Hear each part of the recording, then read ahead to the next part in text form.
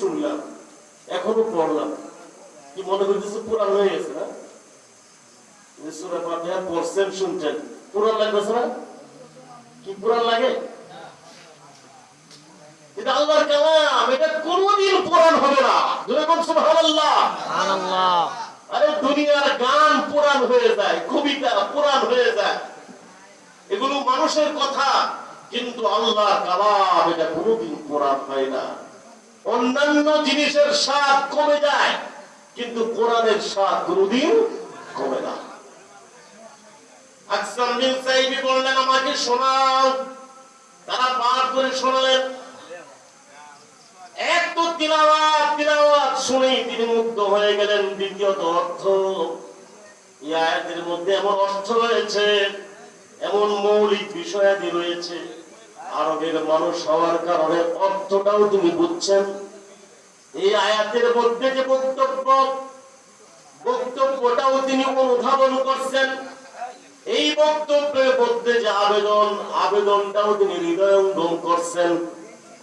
তিনি সবাইকে ডেকে বলতেছেন, তোমরা আমাকে যা শোনাইলা, হযরত মুহাম্মদ সাল্লাল্লাহু আলাইহি ওয়াসাল্লাম দুটি প্রশ্নের যে উত্তর দিয়েছেন, নবুয়ত আর রিসালাতের প্রমাণ হিসাবে আল্লাহর কালাম থেকে যা শোনাইছেন, এটা শুনে আমি যা বুঝতে পারছি, তিনি যে ধর্ম প্রচার করতেছেন, এই ধর্মটা দুনিয়াতে জয়যুক্ত হয়ে যাবে। এটাকে কেউ প্রতিহত করতে পারবে না। উনি যে ধর্ম নিয়ে আসছেন,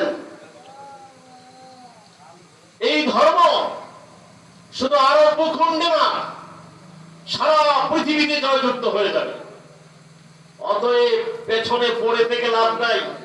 আসো, আমরা আগে মুসলমান হইয়া আমরা জ্ঞান নিয়ে নেই, আগে মুসলমান হইয়া আমরা অগ্রাধিকার নিয়ে নিই, পরে মুসলমান হইলে দাম থাকবে না। আসো, আমরা আগে মুসলমান হয়ে যাই, কারণ তিনি এমন এক ধর্ম নিয়ে আসছেন, এই ধর্ম দুনিয়াতে অবশ্যই অবশ্যই জয়যুক্ত হবে। কি বলেন, জয়যুক্ত হয়েছে না? আল্লাহ রাসূল যে ধর্ম নিয়ে আসছিলেন, এই ধর্ম কি জয়যুক্ত হয়েছে না? পরবর্তীতে আমাদের আখলাকের কারণে আল্লাহ এটা ছিনায় নিছেন, বিজয় ছিনায় নিছেন আমাদের চরিত্রের কারণে, কিন্তু ইসলাম আবার জয়যুক্ত হবে ইনশাআল্লাহ। মুহতারাম হাজিরিন, এই যে আল্লাহর কালাম কোরআন শরীফ, এই কোরআন শরীফের বিরুদ্ধে অনেক ষড়যন্ত্র হয়েছে এবং হচ্ছে।